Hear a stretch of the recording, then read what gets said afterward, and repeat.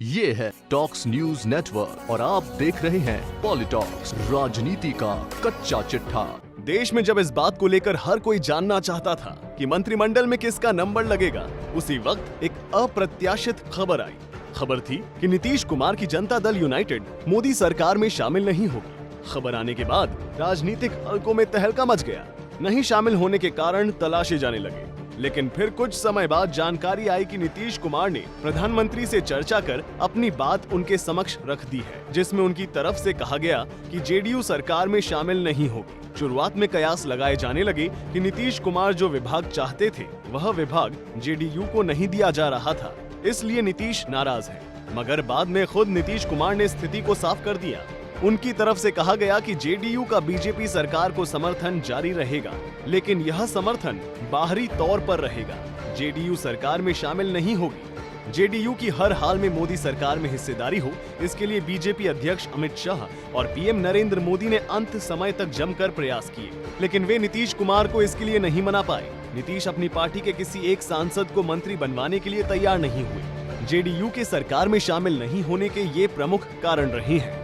पहला कारण, 16 सांसद होने के बावजूद जेडीयू का मंत्रिमंडल में सिर्फ एक ही मंत्री बनाना रहा है। नीतीश कुमार ने पीएम मोदी और अमित शाह से चर्चा के दौरान कहा था कि जब अकाली दल के सिर्फ 2 सांसद हैं और उन्हें एक मंत्री पद मिल रहा है, और रामविलास पासवान की लोजपा के 6 सांसद हैं और उन्हें एक कैबिनेट का पद मिल रहा है, तो आपकी तरफ से 16 सांसद वाली जेडीयू को किस आधार पर सिर्फ एक ही कैबिनेट मंत्री पद दिया जा रहा है? जेडीयू के लिए नीतीश कुमार ने पीएम मोदी से 2 मंत्रालयों की मांग की थी। उन्होंने इसके लिए सांसदों को भी चुन लिया था। नीतीश जेडीयू की तरफ से मुंगेर लोकसभा सीट से चुनाव जीतकर आए ललन सिंह और आरसीपी सिंह को मंत्री बनाना चाहते थे, लेकिन बीजेपी जेडीयू को एक मंत्री पद ही देना चाह रही थी, जिसके कारण बाद में नीतीश कुमार ने मंत्रिमंडल में शामिल नहीं होने का फैसला किया। शुक्रवार को इसी मामले को लेकर नीतीश कुमार ने मीडिया के सामने आकर अपनी बात रखी। उन्होंने कहा कि जब मुझे बताया गया कि जेडीयू की तरफ से मंत्रिमंडल में एक सांसद को शामिल किया जा रहा है, तो मैंने कहा कि हमें मंत्री पद की कोई आवश्यकता नहीं है, लेकिन इस मामले को लेकर पार्टी के लोगों से चर्चा जरूर करूंगा। नीतीश ने आगे कहा कि मैंने पार्टी के सभी लोगों से पूर्व में इस विषय पर चर्चा की थी। सभी ने कहा कि यह जरूरी नहीं है कि हम सरकार में शामिल होकर ही अपनी भागीदारी दिखाएं। हम साथ हैं पर दुखी नहीं। राजनीति में जेडीयू के लिए सांकेतिक भागीदारी की कोई जरूरत नहीं है। यानी एक जो सांकेतिक होता है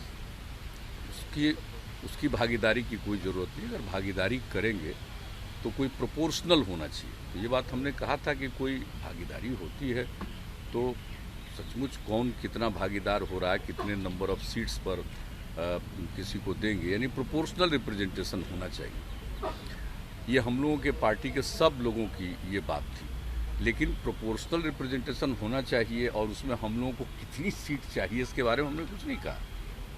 एक शब्द में आज हम समाचार पत्रों में देख रहे हैं कि हम लोग 3 मांग रहे थे, तो क्या मांग रहे थे, ऐसी कोई बात नहीं। हम लोगों ने कुछ मांगा ही नहीं। जो उनका सिंबॉलिक सांकेतिक प्रतिनिधित्व की बात आई, तो बातचीत के सिलसिले में भी हमको ये कुछ ऐसी बात लगी कि भाई पार्टी के लोग एग्री करेंगे तभी तो, और वैसे इसकी आवश्यकता क्या है। मैंने उतना भी कहा था कि हम लोग सब साथी हैं, सपोर्ट किया है।